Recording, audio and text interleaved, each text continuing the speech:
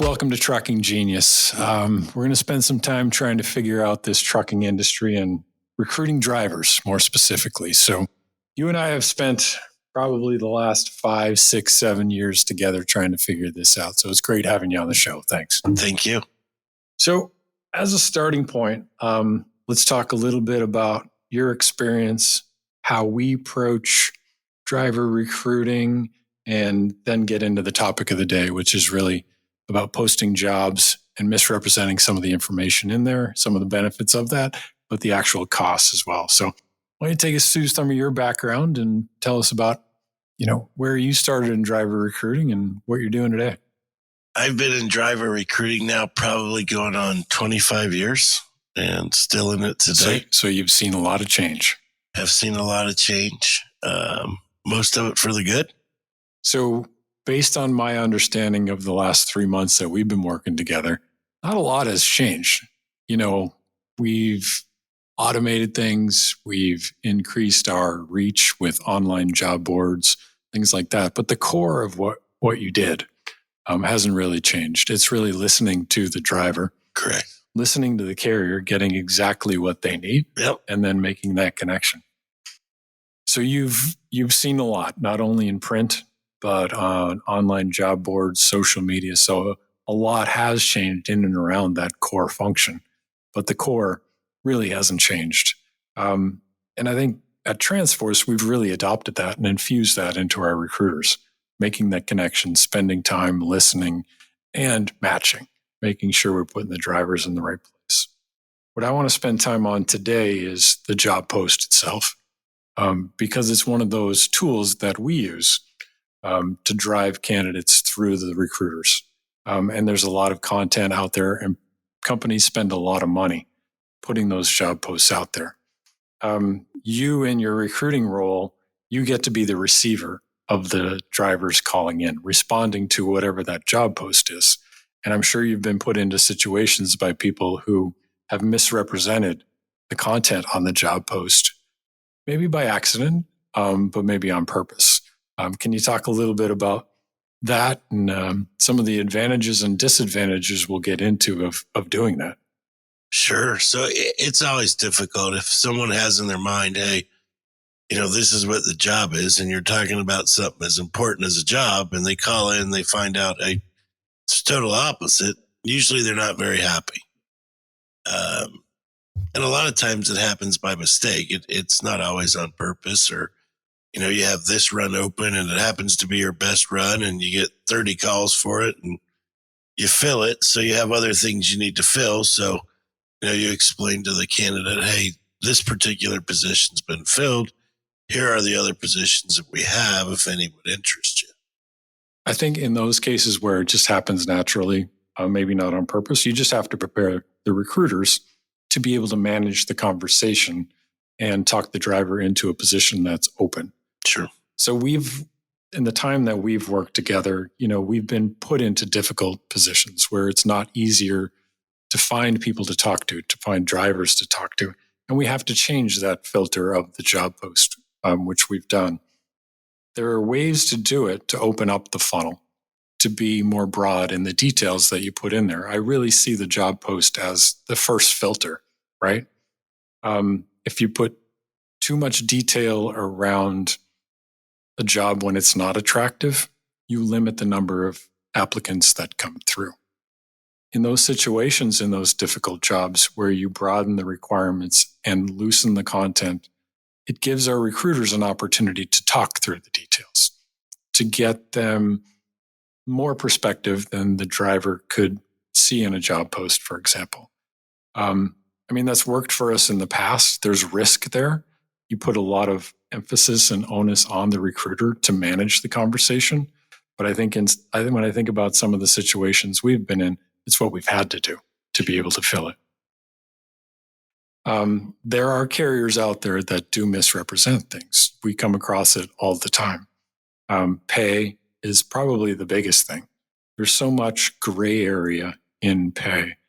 Can you talk about, the different pay options that carriers use when you think about stop pay and component pay and all of that versus hourly pay versus weekly pay? some of the things that the carriers would do at the top of the funnel to bring more applicants in. Yeah, a lot of carriers will put huge pay ranges, maybe 18 to 35 an hour. So when you see a big pay range, look more towards that 18, not that 35. Typically is the way that you would look at it. But if you have 10 years experience, your license is clean, you'll probably be somewhere in the middle, maybe towards that top end. But, a lot of times when they put that 35 out there, that's for a driver that's been working. That's what some of their drivers may make, but they've been employed with that company 10, 11 years, no accidents. So what do you think about what they call the bait and switch, right? You put a job post out there, you get applicants to call in or engage with the recruiters, and then it's up to the recruiters to do that. We understand the benefits, right? You get more people to Absolutely. talk to. What are the costs, not only in the recruiting process, but to the carrier itself and the brand itself? I don't know that there's any, if the recruiting process is done properly, I don't think there's any expense to the carrier. It's on the recruiter. So the difference for a recruiter is instead of having 10 to 15 touches to turn one candidate over to the customer, you might be at 30 to 40 touches. So the more you open up the bandwidth on the advertising part, the more people the recruiter is going to get to talk to, but also the more they're probably going to have to go through to get that one candidate. And I think if you prepare the recruiter, help them understand, okay, this is what we're doing, this is what's coming, be ready, I think that's okay. But to your point, the more candidates you have to talk to convert one, the more inefficient it is, the more frustrated the recruiter is going to be. But we knew that going in. It's a tough job in a tough market. These are the things that we have to do. When I think about, the bait and switch idea, when it's done on purpose, I think could look badly on a recruiting team and a carrier, right? If they do it over and over again, you're going to get feedback from drivers and say, hey, I'm not working with X carrier anymore. They've done this in the past, or if they know that it's X carrier in Atlanta posting this, they're not going to call in because they know they've done it in the past and that's what they're doing. I really see that as the only cost. But to your point, if the recruiters are prepared and capable to get the candidate to the next stage in the process, to be able to talk through whatever confusion was there on a job post, it's a doable tactic. It's an expensive and an inefficient tactic, but it's something that we should keep in our arsenal for sure. I want to continue to dig into this driver recruiting. You obviously have a number of years experience. We've been doing this probably 4 or 5 years together now. 10. I've learned a ton from 10 you. years together now. But based on, where you were, where you 10 started. 10 years together now. How has driver recruiting changed? I remember back in the days where there wasn't a Craigslist, there wasn't an internet. So we would spend anywhere between $700 and $1,500 on one ad to go in the Sunday paper. And recruiting used to start Sundays. That was our Monday. And our week was over by Wednesday. The calls would drop off, but it was pretty much the same. You were taking the same exact information. There was a lot less technology involved, but there were a lot less requirements involved. There was, the DOT file looked very different back then. So there was, a lot less to do. It still took 5 to 7 days to hire a driver. So it's changed, but at its core, it hasn't. Not a lot. Back then the ads were very different than they are today. Today, when you look at some of these posts on Craigslist or Indeed, they're long posts. They go into quite a bit of detail about the position. But you couldn't afford to do that. No. You're paying per word. Right. So needed Class A CDL driver, please call. And that was it. And that was the ad. Right.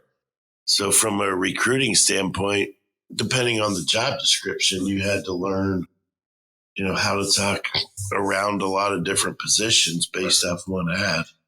And it really forced you to know the job that you were trying to fill as well. You had to fill in all those blanks and provide the drivers with all of the details in order to get he or she interested in that role. Sure. And a lot of times drivers were calling you from payphones from truck stops because the cell phone was just coming around. Right. So you had to set up the interview on that first on call, that if call, you like that driver, because recontacting that driver was not as easy as it is today. No, you would get, their home phone number, and maybe 1 out of every 10 at that time might have had a cell phone, but didn't talk on it much. So you would have their home phone number. You were asking when they would be home again, so you would know. And I'm sure when you made those phone calls back to the house, you weren't always getting the driver. You may be getting his mother-in-law, probably his talk son. to the wife or the son or the mother-in-law a lot more than you would the driver, and you build that relationship because the driver was on the road working. Correct. So you build the relationship with the family. Exactly. You knew everybody's names. So it continued to transition and evolve. Automation came in, email came in, cell phones came in, SMS text came in. But at its core, the communication, the connection is still important today.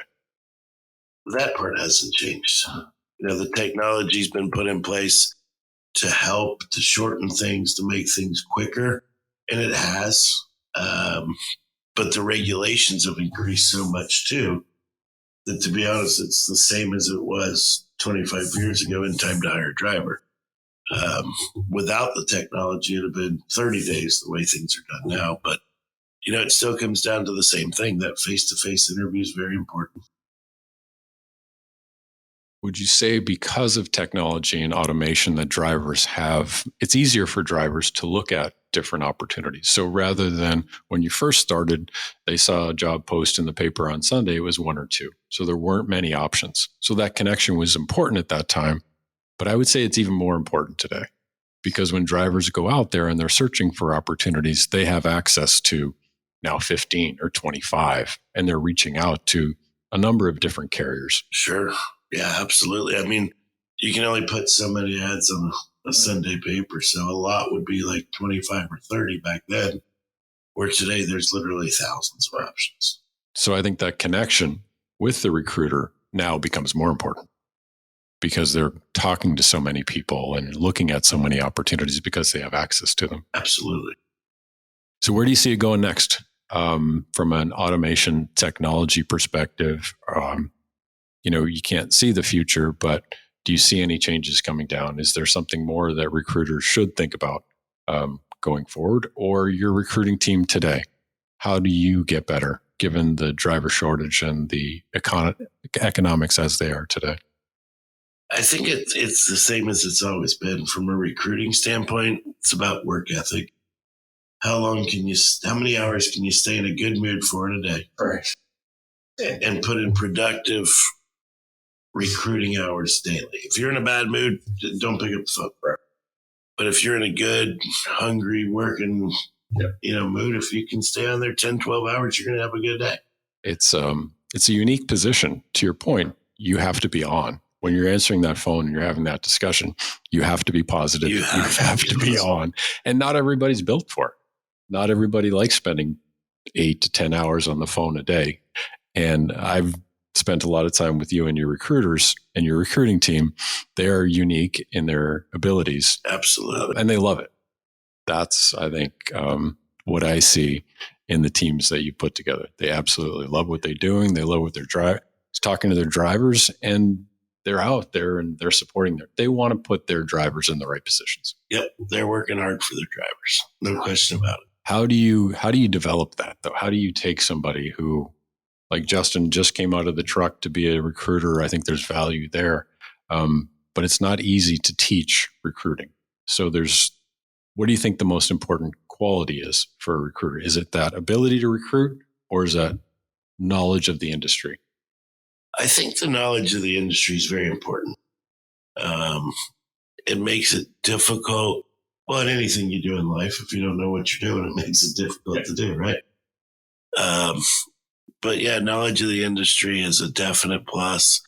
And then it comes down to work ethic from there. How bad do you want it?